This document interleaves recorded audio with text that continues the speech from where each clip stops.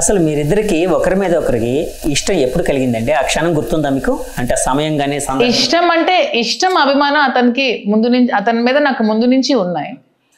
ఈవిడ ఇలాంటి ఎలిగేషన్స్ చేస్తూ వస్తూ ఒక తనకి ఉన్న పదవి కాంక్షతో, తనకున్న డబ్బు కాంక్షతో శ్రీనివాస్ గారిని ఎప్పుడైతే బయటికి పంపించి డైవర్స్ కావాలని, సెటిల్మెంట్ కావాలని ఎప్పుడైతే కోరుకుందో, అదే విధంగా వాణి అదే విధంగా మా ఇంట్లో కూడా ఈమె ఇలాంటి డిస్ప్యూట్స్ పెట్టి రచ్చ చేసి, మా ఇంట్లో కూడా డిస్టర్బెన్సెస్ క్రియేట్ చేసి, నన్ను మా ఇంటి నుంచి నకౌట్ చేసినట్టు సిచ్యువేషన్ తీసుకొచ్చినప్పుడు, శ్రీనివాస్ గారు అదే ఒంటరి అయిపోయినప్పుడు నాకు అనిపించింది, ఇంతమంది నియోజకవర్గంలో ఇంత లక్షల మంది ప్రజలు ఇతన్ని అభిమానించే వ్యక్తులు ఉన్నారు, కానీ ఇతనికి ఇలాంటి పరిస్థితి ఏంటని అనిపించి అప్పటి నుంచి తోడుగా ఉందామని నిర్ణయం తీసుకున్నాను. మీరు దువ్వాడ వాణి గారిని అక్క అని పిలుస్తారా, లేకపోతే వాణి పిలుస్తారా? లేదు, అప్పుడైతే నేను వాణి గారు అని పిలిచేదాన్ని. ఇప్పుడు గారు స్థానం లేదు, వాణి కూడా చాలా ఎక్కువ. ఈ మధ్య ఎప్పుడైనా కలిసారా మీరు? లేదు, కలవలేదు. ఇంతకు మొన్న రీసెంట్ గా మా ఇంటి ముందుకి ఒక 15 days ముందు వచ్చి నా మీద చేసింది, కొంచెం రాళ్ళవి ఇక్కడే ఇదే ఇంటి మీద రాళ్ళవి విసిరింది, వీడియోస్ కూడా ఉన్నాయి. విసిరాక నేను SHOకి స్టేషన్ టెక్కలి కంప్లైంట్ చేయడం జరిగింది, కానీ వాళ్ళు ఎటువంటి చర్యలు తీసుకోలేదు. తిరిగి ఇన్ రివర్స్ లో ఆమె మళ్ళీ SP ఆఫీస్కి వెళ్ళి నా మీద నేను చేశానని చెప్పి నా మీద కేసు పెట్టింది. ఆవిడ రాళ్ళు వేశారు కదా, దాన్ని ఆవిడ బాధగా ఏమైనా అంటే మీరు కూడా స్త్రీమూర్తి కాబట్టి స్త్రీలు వాళ్ళ బాధలు తెలిస్తే వాళ్ళ అంటే ఒక చర్య వెనక బ్యాక్గ్రౌండ్ స్టోరీ కూడా చాలా మటుకు అర్థం చేసుకోవడానికి ఉంటుంది మీకు స్కోప్. ఒక మగవాడు ఒక స్త్రీని అర్థం చేసుకునే దానికంటే ఒక స్త్రీ ఇంకో స్త్రీని బాగా అర్థం చేసుకోగలుగుతుంది అని చాలా మంది చెప్తూ ఉంటారు. సో అట్లాగే ఆమె బాధను ఏమైనా గమనించారా? అయ్యో దేవుడా, అసలు ఆమె భర్త వద్దనుకొని, పదవి కోసం డబ్బు కోసం భర్తను వద్దనుకొని డైవర్స్ కావాలని కోరుకుంది ఆమె కదా. ఆమె బాధ ఇది కనిపించి ఉండొచ్చు, ఈ ఆస్తి కూడా లాక్కున్నాను, ఈ ఆస్తి కూడా దక్కకుండా పోయిందనే బాధ ఉంటే ఉండొచ్చు. అవునండి, ఆస్తి అంటే గుర్తొచ్చింది. యాక్చువల్గా మీరు దువ్వాడ గారికి, శ్రీను గారికి యాక్చువల్గా 2 కోట్లు అప్పు ఇచ్చారు అని చెప్పి ఆయన కొన్ని ఇంటర్వ్యూలో చెప్పారు. అప్పు అని కాదు, సరే చేబదులు అనుకుందాం, చేబదులు కూడా కాదు. అతను ఎన్నో వేల కోట్లు చూసారండి. అతను డబ్బు అనేది అతనికి చాలా జస్ట్ తనకి పీస్ ఆఫ్ పేపర్, తనకి మనీకి అంత వాల్యూ అతను ఇవ్వరు అసలు. జస్ట్ అతని దృష్టిలో చిన్న పీస్ ఆఫ్ పేపర్ అంతే. మనీకి ఎన్నో వేల కోట్లు చూసారు, చాలా డబ్బు చూసారు. ఈవిడ చేసిన ఆడవాళ్ళ మీద అయితే నెగ్నెస్ కాదు కాబట్టి అన్ని ఆమెకే ఇచ్చేసి, అన్ని ఆస్తులు కూడా రాసిచ్చేసి బయటకు వచ్చేసినప్పుడు నాకు అతని మీద అభిమానంతో నేను మన ఒక ఇల్లు నిర్మించుకుందాం, మన ఒక పార్టీ కార్యాలయం పెట్టుకుందాం అనే ఆలోచనతో డబ్బులు పెట్టుకోవడం జరిగింది వైస్ వర్సా. అంతేగాని అప్పులు ఇచ్చుకోలేదు, ఇందులో ఏం చేసుకోలేదు. యాక్చువల్గా నేను విన్నది ఏంటంటే మీరు 2 కోట్లు ఆయనకి ఇచ్చారని, అదే ఇచ్చాను, బదులుగా ఆయన ఇల్లు రాశారని, అంటే ఇల్లు విలువ 6 కోట్లు ఉంటుందని. అంటే ఇక్కడ 2 కోట్లు ఇచ్చి 6 కోట్లు అన్నారు కదా. అదే మేము ఎప్పుడు కూడా ఈ ఇచ్చిపుచ్చుకునే ఆలోచన మాకు లేదు కదా. అప్పు అని ఇదని కాదు, ఒక ఇల్లు నిలబెట్టుకోవాలి, ఒక కార్యాలయం నిలబెట్టుకోవాలి, ఇక్కడ ఉండాలి, ఒక నీడ ఉండాలి. వడ్డీ చక్రవడ్డీ అలాంటివి ఏమీ మా మధ్యలో లేవు. అంతేనా? అంటే 2, 6, 4 ఉంది కదండి మధ్యలోనే, దానికోసమని అడుగుతూ ఉన్నాను. యాక్చువల్గా సరే, అంటే రాజకీయాలు పక్కన పెడితే దువ్వాడ గారిని మీరు ఏ విధంగా చూస్తూ ఉంటారు? ఆయనలో ఏ యాంగిల్ మీకు ఇష్టం? మీకు తెలిసింది ఏంటంటే అతను ఒక ఫైర్ బ్రాండ్, అతను ఒక టైగర్, ఒక ఫెరోషియస్ లీడర్, వాయిస్ స్టేట్ లో వాయిస్ ఉన్న లీడర్, ఇవే తెలుసు. కానీ అతనిలో చాలా ఒక్కొక్క కోణంలో మానవత్వం అని, చిన్న చైల్డిష్ మెంటాలిటీ, చిన్న మనస్తత్వం, తను చాలా సెన్సిటివ్ తను. అది కూడా ఒక యాంగిల్ అతనిలో ఉంది. ఆ యాంగిల్ నేను దగ్గరగా ఉండి చూస్తాను. ఈ క్వశ్చన్ ఇద్దరికే అండి. సార్, మిమ్మల్ని ఇబ్బంది పెట్టాలని కాదు, కానీ మీ మీద రకరకాల కామెంట్స్ అయితే క్రింద, మీ ఇంటర్వ్యూస్ క్రింద కావచ్చు, రకరకాల ట్రోల్స్లు కానీ వినిపిస్తుంటాయి. ఉదర ప్రేమికులు ఇలా రకరకాలుగా వినిపిస్తుంటాయి. అలాంటి కామెంట్ వినేటప్పుడు మీకేమనిపిస్తుంది? ఇతనేంటో, ఇతను ఎలా ఉంటారో నాకు కదా తెలిసేది, వాళ్ళకేం తెలుస్తుంది? Age just number. అతని విషయంలో కాదు, అంటే కాదు, మీ ఇద్దరు వయసు చూసి, అంటే ఇది యాక్చువల్గా ఒక టీనేజ్ జంట ప్రేమ ప్రయాణంలో ఉంది. అలాంటిది మీ ఇద్దరు ఈ ఏజ్ ప్రేమించి అట్రాక్షన్ ప్రయాణం చేయడానికి, ఇన్ఫాచ్యుయేషన్ కి మేమేం చిన్నపిల్లలం కాదు. మెచ్యూర్డ్ పర్సన్స్ ఇద్దరం కూడా. నేను మెచ్యూర్డ్ అమ్మాయిని, అతను కూడా ఒక మెచ్యూర్డ్ పర్సన్. సో ఇవన్నీ మా పరిస్థితులు అనుకూలించక మేము తీసుకున్న నిర్ణయాలు. ఇవేమీ ఇన్ఫాచ్యుయేషన్స్ తో, ఆకర్షణతో వచ్చిన ప్రేమలు కాదు కదా వాళ్ళు కామెంట్స్ చేయడానికి. కామెంట్స్ చేస్తారు, ఏముంది సార్? ఇలాంటి కామెంట్స్ వినేటప్పుడు మీరే ఎలా ఫీల్ అవుతారు? కామెంట్స్ అన్నది మనం ఎంత మంచి చేసినా విమర్శ అన్నది ఉండనే ఉంటుంది. విమర్శ అన్నది సహజం, మీరు ఎంత మంచి చేసుకునేది. సో దాన్ని మనం ఆ విమర్శను చూడటం, సద్విమర్శ అయితే మనం మార్చుకోవటానికి ప్రయత్నించడం, కావాలని చేసే కోణంలో విమర్శ ఉంటే పక్కన పెట్టేది, దాన్ని మనం పట్టించు. మాధురి గారికి బాగా ఇష్టమైన హీరో ఎవరండి? నాకు తెలిసి నాకు ఫేవరెట్ హీరో అంటే ఆయన అడుగుతున్నానండి. అన్ని సినిమాలు ఆ క్వశ్చన్ ఆయనది, మీది కాదు. అన్ని సినిమాలు చూస్తుంది, కొంచెం సూర్య సినిమా బాగుంది అంటారు, సూర్య సినిమా పెట్టు అంటారు. సూర్య గారు అంటే ఇష్టం అండి. కొంచెం యాక్టింగ్ ఇష్టం సూర్య. ఆయన జూనియర్ ఎన్టీఆర్ కాకుండా ఇంకెవరి సినిమాలు ఇష్టపడుతుంటారు దువ్వాడు గారు? ఇంకెవరు ఇష్టపడరు అండి, only senior NTR, junior NTR, remaining అన్ని స్టోరీ బాగుంటాయి, చిన్న మూవీస్ కూడా కథ బాగుంటుంది. మీరిద్దరూ కలిసి మొట్టమొదటిసారిగా చూసిన సినిమా ఏంటండి? అంటే థియేటర్లోనా? థియేటర్లో. జైలర్ అనుకుంటా, జైలు. జైలర్, రజనీకాంత్ గారి మూవీ. ప్రేమలో ఉండేటప్పుడు అంటే మీరు ప్రేమికులని ముందుకి అంటే అందరికి చెప్పారు కాబట్టి అడుగుతున్నాను, లేకపోతే నేను ఈ క్వశ్చన్ అడగకపోయేవాడిని. ప్రేమలో ఉండేటప్పుడు వయసుతో సంబంధం లేకుండా ఒక రకమైన అలౌకికమైన అనుభూతితో ఉంటారు ఆ జంట. సో మీరు సినిమాకి వెళ్ళినప్పుడు, అట్లాగే మీరు టీనేజ్ లో మీ గర్ల్ ఫ్రెండ్ తో సినిమాకి వెళ్ళినప్పుడు అట్లాగైనా ఫీల్ అయ్యారా మేడంతో వెళ్ళినప్పుడు? నేను ఎప్పుడు అంటే నేనేదో గర్ల్ ఫ్రెండ్స్ తో వెళ్ళినట్టు గతంలో. ఏమండి మీ సినిమాకి ఎప్పుడు వెళ్ళినా ఇద్దరం వెళ్ళేది లేదు, ఒక 10 మంది 20 మంది కార్యకర్తలు వెళ్తాము. వెళ్ళామనుకోండి 2 కార్లు వెళ్తాయి, నేను ఎక్కడికి వెళ్ళినా 2 కార్లు ఉంటాయి, 2 కార్లతో వెళ్ళి 10-15 టికెట్లు తీస్తాం వరుసగా. ఆ లైన్ అంతా ఆగిపోయి అందరూ. నేను వెళ్ళిందే చాలా తక్కువ, ఇంట్లో చూస్తాను home theatre. Junior NTR cinema అయితే వెళ్తాను థియేటర్కి, మొన్న వెళ్ళాను దేవరకి, అలా వెళ్ళాను. అంత వాల్యూస్. రజనీకాంత్ సినిమా అయితే వెళ్తాను థియేటర్కి. ఇలా ఏదైనా అంత స్టార్ వాల్యూ ఉన్నటువంటి ఫిల్మ్స్ ఇది బాగుంది అని అనిపిస్తే ఆ ఎఫెక్ట్స్ కోసం వెళ్తాను. హోమ్ థియేటర్ నాకు ఉంది, ఇక్కడే చూసుకుంటాను. దేవర్ ఎలా అనిపించింది సార్? ఎక్సలెంట్ బాగుందా? Every frame. సరే, అంటే చాలా మంది అంటే బాహుబలిని కట్టప్ప ఎందుకు చంపాడు అని మోదీ గారు కూడా అడిగారు కదా అప్పట్లోని, రాజమౌళి గారిని. అలాగా ఇందులో వర దేవర్ని ఎందుకు పొడిచాడు అని అడుగుతూ ఉన్నారు, దానికి ఏమైనా చెప్పలేదు? అందులో గమనిస్తే పొడిచినట్టు కనబడలా.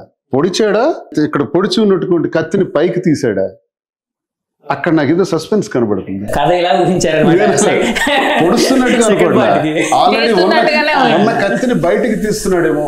కొంచెం అక్కడతో చాలా డైరెక్టర్ చాలా తెలివిగా క్లోజ్ చేస్తాడు. కాదు, వాళ్ళు తెలివిగా క్లోజ్ చేశారని అనుకున్నారు, మీలాంటి వాళ్ళు తెలివిగా దాన్ని బయట పెట్టేశారు. కథ మొత్తం చెప్పేసినట్టు జనానికి, సెకండ్ హాఫ్ మొత్తం నెక్స్ట్ పార్ట్ ఇది బయటికి తీస్తున్నాడా ఏదో నాకు అలా అనిపించింది.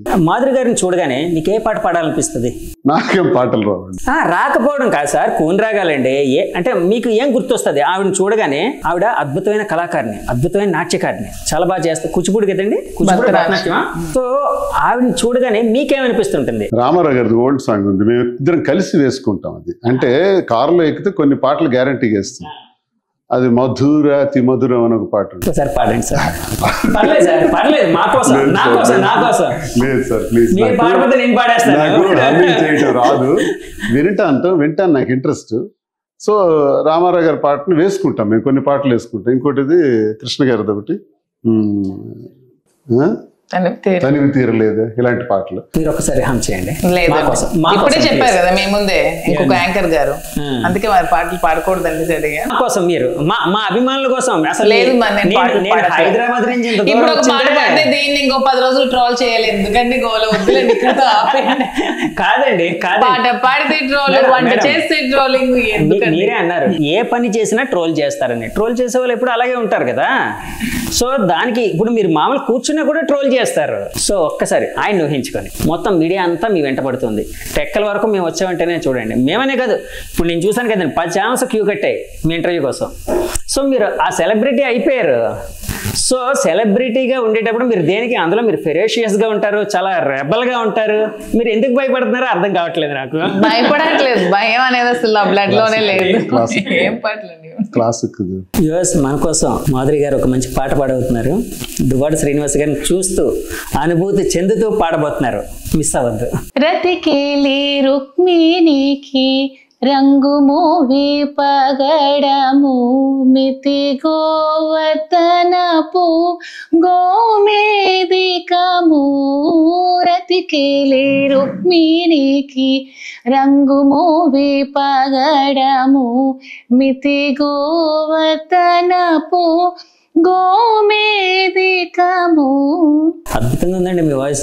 Thank you sir. మీరు ఎప్పుడైనా మాధురి గారు సినిమాల్లో పాటలు పాడితే బాగుందని, ఎప్పుడైనా బాగుండేదని? అంత సీన్ నాకు లేదండి, ఏదో ఇంట్లో పాడుకునేది కానీ శ్రీనివాస్ గారి దగ్గర పడ్డానికి మాత్రం. స్నేహితులుగా ఉంటూ ప్రేమలో పడ్డారా లేకపోతే మొదటి నుంచి ప్రేమికులా? ఇప్పటికీ స్నేహితులు. స్నేహితులే. అది ప్రేమగా మా మధ్యలో ప్రేమ అన్నది డెవలప్ అయింది. స్నేహ రూపంలోనే ఆమె నాకు భోజనాలు ఇవన్నీ అరేంజ్ చేశాను. ఏర్పాట్లన్నీ చూసేవారు. గత 2 సంవత్సరాల నుంచి చూస్తున్నారు. ఆర్థికంగా కూడా ఖర్చులు పెట్టడం జరిగింది. అది మాలో ఉన్నటువంటి పరిస్థితి మా ఒక ప్రేమగా మార్చింది. అవును, అప్పట్లోని మేడం మీకు క్యారేజీలు పంపిస్తుంటే వంకలు పెట్టేవారట. ఇప్పుడు కూడా పెడుతున్నారు సార్? ఇప్పటికీ పెడుతూ ఉంటారండి. ఎంత బాగా వంట చేసినా ఇది బాలేదు అది బాలేదు అంటారు. ఏమంటే ఉండు 30 years నుంచి ఎలాగా తనకి ఏమి నేను అనలేదు, ఎప్పుడు పని మనుషులే కదా, అట్లీస్ట్ ఇప్పుడైనా సరే నాకు ఆ ఫీల్ ని అనుభవించినే అంటారు. సో ఆ ఫ్రస్ట్రేషన్ ఆ ఫ్రస్ట్రేషన్ అంతా నామే తీర్చుకుంటారు అంతే. హక్కు ఒక మంచి హక్కు అనమాట. భర్తకుండే బాగుంటుంది, అది బాగుంటుంది. అంతే కదండి. చాలా మీరు ఆయన ఏమని అంటూ ఉంటారు అంటే ఎప్పుడైనా సాధిస్తూ ఉంటారా? నేనా? నవ్వరండి అస్సలు అస్సలు. ఎప్పుడు నేను ఏమి అన్నా తను ఏం చెప్పినా భరిస్తాను, తను ఏం చెప్పినా తన కోసం నేను చేస్తాను. పిలుచుకుంటారు రాజా అని పిలుచు. రాజా అని అందరికీ తెలిసిన మాట, ఇంకేదైనా చెప్పండి. లేదు, రాజా అనే పిలుస్తాను. రాజానే పిలుస్తారా? ఇద్దరు ఉన్నా కూడా ఏదైనా ప్రేమ ఎక్కువైంది అనుకోండి ఏమని పిలుస్తారా? బుజ్జి. బుజ్జి అని పిలుస్తారా? చూసారా, ఇప్పుడు వరకు చెప్పకుండా మీరు ఏం దాచేస్తూ ఉన్నారా? నేను బుజ్జి అని పిలుస్తారు. సో అలా పిలిచినప్పుడు మీకే అనిపిస్తుంది సార్? సరదా అనిపిస్తుంది. ఎప్పుడు పిలిపించుకోలేదు కదా, ఎప్పుడు ద్వేషంతోనే అసూయలతోనే ఉండేవాడు. నిజం చెప్పండి, టీనేజర్ కూడా ఎప్పుడు నాకెప్పుడు గర్ల్ ఫ్రెండ్స్ లేరా మీకు? గర్ల్ ఫ్రెండ్స్ చెప్పండి సార్, నిజం చెప్పండి. కెమెరాస్ ఉన్నాయి. నేనేం అంత నిజాయితీగా శ్రీరామచంద్రమూర్తి సరదాగా మాట్లాడేవాడు సార్. టీనేజ్ లోని ఆ ఇన్ఫెచ్యుయేషన్ లోని ఒక రకమైన ఆకర్షణ అనేది ఉంటుంది కదా, చిన్న యాక్చువల్ గా సార్. మీరు ఎప్పుడైనా పవన్ కళ్యాణ్ గారు ఆ మధ్య, అంటే ఇప్పుడు కాదు, ఆ మధ్య అంతా మీరు విమర్శించారు పవన్ కళ్యాణ్ గారు 3 పెళ్లిళ్ళు చేసుకున్నారు అని చెప్పి. దాని మీద ఇప్పుడు ఈ సందర్భంలో ఎప్పుడైనా రిగ్రెట్ ఫీల్ అయ్యారా? అంటే పశ్చాత్తాపం ఎప్పుడైనా ఫీల్ అయ్యారా? సార్, పవన్ కళ్యాణ్ చేసినా దువ్వాడ శ్రీనివాస్ చేసినా తప్పే సార్. నాది తప్పనే నేను చెప్తున్నాను, నేను ఒప్పని చెప్పట్లా. నా దగ్గరికి ఇదే పరిస్థితులు ఎవరైనా వస్తే తప్పనే చెప్తాను, ఇలా చేయొద్దని నేను చెప్తాను. తప్పు అయినా తప్పని పరిస్థితిలో నాకు ఇలా జరిగింది. పవన్ కళ్యాణ్ కూడా అదే తప్పని పరిస్థితి ఉండొచ్చేమో అని నేను అనుకుంటున్నాను. ఇప్పుడు అనుకుంటున్నాను అంటే అనుభవం వచ్చిన తర్వాత ఆ మెచ్యూరిటీ వచ్చింది అంటారు. పరిస్థితులు అర్థం అవుతాయి కొన్ని సందర్భాల్లో ఆయనకి ఏ పరిస్థితి వచ్చిందో. కాబట్టి ఈ నిర్ణయం తీసుకున్నాడేమో అని నాకు అనిపిస్తుంటుంది. ఇప్పుడు అనిపిస్తుంది. అది నేను ఫ్రాంక్గా ఒప్పుకుంటాను. అందరిలాగా అదే జనసేన కార్యకర్తలు ఆలోచించాలా. చిరంజీవి గారి గురించి మీకన్నా నాకు ముందు తెలుసు. 2008లో నేను పాదయాత్ర చేసినప్పుడు నియోజకవర్గంలో వారి పిలుపు మేరకు నేను వెళ్ళాను. నాకు ఆయన టికెట్ ఇచ్చారు. మళ్ళీ టికెట్ ఇచ్చిన తర్వాత నా మీద పోటీ చేసిన వ్యక్తి గెలిచి 3వ రోజే చనిపోయాడు. చనిపోయినప్పుడు బై ఎలక్షన్ వచ్చింది. బై ఎలక్షన్లో సాక్షాత్ చిరంజీవి గారు వచ్చి నాకు దగ్గర ఉంటే నామినేషన్ వేయించారు. నా కోసం వచ్చారు ఆయన. చిరంజీవి గారు ఈజ్ ఎ నైస్ జెంటిల్మెన్. ఆయన పవన్ కళ్యాణ్ గారు అప్పుడు యువరాజ్యం అధ్యక్షుడిగా ఉండేవారు. యువరాజ్యం అధ్యక్షుడిగా మేమందరం కూడా చిరంజీవి గారు కాంగ్రెస్ లో కలిపేస్తుంటే పార్టీ ఎందుకు అలా కలుపుతున్నారు, వద్దన్నయ్య, ఇది మీరు సృష్టించినటువంటిది అని నేను చెప్పడం జరిగింది. అది నచ్చలా. మరి ఆయనకి వ్యక్తిగతంగా నేనేం అనలేను. ఆయనకి రాజకీయాలు ఇవన్నీ కూడా షూట్ అవ్వేమో. మంచి వ్యక్తి, నిజాయితీపరుడు, మంచి వ్యక్తి. ఆయన్ని మనమే మాట్లాడటానికి లేదు. పవన్ కళ్యాణ్ గారి దగ్గర మేము ఒకసారి వెళ్ళాం. ఏంటి సార్ ఇది, పార్టీ కాంగ్రెస్ లో కల్పిస్తున్నారంట, మరి మా పరిస్థితి ఏంటి, క్యాడర్ ఏంటి, ప్రజలేంటి, ఓడిపోయిన వాళ్ళు ఏంటి, గెలిచిన వాళ్ళు ఏంటి, ఇలా కల్పిస్తే ఏంటి పరిస్థితి అని అడిగితే నాకేం చెప్పండి నేనే చూడండి, నాకు సంబంధం లేదు తెలిసి. అప్పుడు నాకు నెగిటివ్ మైండ్ ఆయన మీద పడ్డది. చిరంజీవి చూస్తే అలా ఉన్నారు, ఈయనేంటి నాకు సంబంధం లేదని చేతులు ఎత్తేస్తున్నాడు. వీళ్ళ కోసం మేము ఇన్నాళ్ళు కష్టపడింది.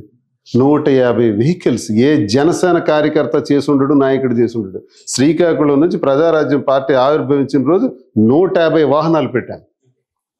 150 వాహనాలు, వాహనానికి 10 మంది చొప్పున తిరుపతిలో తీసుకెళ్లి బ్రహ్మాండంగా చేశాం ప్రజారాజ్యం పార్టీ ఆవిర్భావం రోజు. నేను చేసినట్టు ఏ జనసేన కార్యకర్త చేసుంటాడు? నేను అవన్నీ చేసి వచ్చినాడు అబ్బాయి. కష్టాల్లో ఉండేటప్పుడు చేతులు ఎత్తేసినాడు ఆయన. మీకన్నా ఎక్కువ నాకు పవన్ కళ్యాణ్ గురించి తెలుసు. మీరేదో పెద్ద అభిమానులు ఫీల్ అయిపోయి మాట్లాడేసి తన్నేసి చంపేస్తాం, కొట్టేస్తాం, కారు కాల్చేస్తాం, తగలబెట్టేస్తాం అంటే నువ్వు చనిపోతావు, నేను చనిపోతాం, ఏదో ఒక రోజు అందరం పోతాం. మీరు అలాగే చేయాలనుకుంటే నేను రెడీ. ఫోన్లు ఇన్ని కట్టఫొద్దుంత ఫోన్లు అవన్నీ కూడా పోలీస్ స్టేషన్లో కంప్లైంట్ ఇచ్చాను. దుర్భాషలు ఆడటం, ట్రోల్స్ చేయటం, ఇవన్నీ అవసరం. మేము మాట్లాడుతుంది కూడా ఇప్పుడు కూడా పవన్ కళ్యాణ్ గురించి ఈమెగా నేను మాట్లాడింది ఏంటంటే, మాకు పవన్ కళ్యాణ్ వచ్చి ఎక్కువగా ట్రోల్స్లో కనిపిస్తున్నప్పుడు వాళ్ళకి సమాధానం చెప్పాను. ఇది వాళ్ళకి సమాధానంగా మాట్లాడుతున్నాను తప్ప నాకు ఆ పార్టీ ఆ వ్యక్తుల గురించి అంత పూర్తిగా అవగాహన ఉన్నటువంటి వ్యక్తిగా పవన్ కళ్యాణ్ గారు ఎప్పుడు అంటారు 2014 నుంచే మాట్లాడతారు రాజకీయాలు. 2014 కాదు, ఆయన 2008లో వచ్చారు రాజకీయాలు. 2008 నుంచి నేను మాట్లాడుతున్నాను. మీరు ఆయన 14 నుంచి మాట్లాడతారు జనసేన కార్యకర్తలు. 14కి 8కి చాలా తేడా ఉంది. 8 నుంచి 14 వరకు ఏం జరిగిందో నేను చెబుతా. కాబట్టి అవన్నీ వద్దు, జరిగింది. పర్సనల్ విషయాలు వద్దు, ఇంకా అలాంటివి మాట్లాడొద్దు. దయచేసి పవన్ కళ్యాణ్ అభిమానులకి, జనసేన అభిమానులకు కూడా అందరికీ నేను అదే తెలియజేస్తున్నాను. మీరు నా జోలికి రాకండి, వ్యక్తిగతమైన నా విషయాల్లోకి రాకండి, సిద్ధాంతపరంగా ఎదుర్కోండి. పవన్ కళ్యాణ్ గారు ఉప ముఖ్యమంత్రి, నేను తప్పులు చేసుంటే, అధికార దుర్వినియోగం చేస్తుంటే, అవినీతి తీసుంటే, లంచాలు చేస్తుంటే, భూ కబ్జాలు చేస్తుంటే మొత్తం ఎండగట్టండి. ఇప్పుడు నా క్వారీ ఆపేశారు. క్వారీ ఆపేయడం వల్ల 30 కోట్లు నాకు లాస్. ఓకే, భరిస్తున్నాను, చేయండి. అది మీరు క్వారీ ఆపడం తప్పని నేను అంటోలే. ఒక్కరోజని చెప్పానా మీడియాలో నా క్వారీ ఈ ప్రభుత్వం, కూటమి ప్రభుత్వం ఆపేసింది మైనింగ్ ఆపరేషన్స్ అని చెప్పానా? లేదే. ఎందుకు చెప్పలేదో తెలుసా? సిద్ధాంతపరంగా ఎంత పెద్ద విషయాన్ని నేను ఎదుర్కొంటాను కాబట్టే చెప్పలేదు. కూటమి నాయకులందరికీ నేను తెలియజేస్తున్నా, నాకు పర్మిట్లు ఇవ్వట్లా. మైనింగ్ ఆపరేషన్స్ ఆపితే అక్కడ మెషినరీ ఏంటి, మెన్ ఏంటి, నా లాసులు ఏంటి, ఇవన్నీ ఎక్కడికి పోవాలి అనుభవం స్టార్ట్ అయిపోయింది. 4వ తారీఖు ఫలితాలు వస్తే 4వ తారీఖు సాయంత్రం 5 గంటల నుంచి ఆరంభం అయిపోయింది మా మీద టార్గెట్స్. ఓకే, భరిస్తాం ఇవన్నీ. అది చెయ్యండి అంటున్నాను. అలాంటివి ఏమైనా ఉంటే చేసుకోండి అంటున్నాను. వ్యక్తిగత విషయాన్ని తీసుకొచ్చి తిరుపతి వెళ్ళారు. తిరుపతిలో ఏం జరిగిందంటే, తిరుపతి ఇన్ని రోజుల తర్వాత బ్రహ్మోత్సవాలు వచ్చాయి. బ్రహ్మోత్సవాల్లో ఎప్పుడు వెళ్తుంటాం, తిరుపతి నేను ప్రతి నెల వెళ్తాను. ఈమె కూడా బ్రహ్మోత్సవాల్లో కోలాటం గతంలో చేయడం ఇవన్నీ జరిగినాయి. ఆ భక్తిభావంతో వెళ్ళాం. తిరుపతి వెంకటేశ్వర స్వామి అంటే మాకు ఇంటి ఇలవెల్పు, మా ఇంటి దైవం. ఆ బెడ్రూమ్లోకి వెళ్ళి మీరు చూస్తే పైన వెంకటేశ్వర స్వామి విగ్రహం ఉంటుంది. దేనికి ఉంటుంది అంటే మా ఇంటి ఇలవెల్పు. మా 4 అన్నదమ్ములు శ్రీనివాస్, శ్రీకాంత్, శ్రీధర్, శ్రీహరి, ఇవన్నీ శ్రీ వెంకటేశ్వర స్వామి యొక్క నామాలని పేరుగా పెట్టుకున్నటువంటి మా జీవితాలు. మాకు భక్తిభావం తిరుపతి వెళ్ళిన దగ్గర నుంచి వచ్చేవారు. ఆ భక్తిభావంతో వెళ్ళిన నేను రీల్స్ తీశారని, ప్రీ వెడ్డింగ్ మ్యారేజ్, ఒక్క నిమిషం, ప్రీ వెడ్డింగ్ షూట్ చేశామని ఆరోపణలు చేస్తున్నారు. ఇది చేయలేదు, ఇవి మేము చేయలేదు. ఉదయం దర్శనానికి వెళ్ళాం, రిటర్న్ వచ్చినప్పుడు మీడియా వాళ్ళందరూ కలిసారు, నమస్కారం పెట్టుకొని వెళ్ళిపోయాం. సాయంత్రం స్వామివారి తాలూకా 4 మాడవీధుల్లో ఇంకా స్వామివారు వస్తారనేటప్పటికి 4:30కి వెళ్ళి 4 మాడవీధులు ప్రదక్షిణ చేసుకుందామని వెళ్తున్నాం. వెళ్ళేటప్పుడు వేలాది మంది భక్తులు ఎవరికి వాళ్ళు ఫోటోలు తీసుకుంటున్నారు. మాకు కాదు, ఆలయాన్ని పాయింట్అవుట్ చేసుకుంటూ వాళ్ళు తీసుకుంటున్నారు. అది తీసుకునే దానిలో మా ఆయనకు కూడా చాలా మంది విష్ చేసేవాళ్ళు ఇలా ఉంటున్నారు. సరదాగా వెళ్తున్నాం 4. ఈలోగా కొంతమంది మీడియా వచ్చి మా ఆయనకు ఫోటోలు తీశారు. ఆ ఫోటోలు తీసే దానిలో ఒక చెరుకు గడ ఇలాగుండే దగ్గర నిలబడటం, అలాంటివి తప్ప. నేను ఆ రోజు బ్లూ షర్టు, రెడ్ సారీ. మేము నిజంగా ఫోటో షూట్ చేస్తుంటే, ప్రీ వెడ్డింగ్ షూట్ చేస్తుంటే ఒక్క ఫోటో చూపించమనండి. మేమిద్దరం కలిసి తీసుకున్న స్టిల్స్, పోజులు ఇచ్చిన ఫోటో ఒక్కటి చూపించమనండి. లేదు, రీల్స్ చేస్తుంటే ఒక్క రీల్ చూపించమనండి. ఏవీ లేవే. మరి దీన్ని 7వ తారీఖున జరిగిన ఇన్సిడెంట్కి మేము వెళ్ళిన దానికి 10వ తారీఖున కేసు కట్టారంటే కేవలం రాజకీయ కక్షలతో కట్టారు. అయితే మేమే కానీ తిరుపతిలో అందరూ భావిస్తున్నట్టు మేము కానీ తప్పు చేస్తుంటే ఆ వెంకటేశ్వర స్వామి విశ్వానికే ఆయన విశ్వసాత. అలాంటి వెంకటేశ్వర స్వామి ఆగ్రహానికి గురికాక తప్పదు.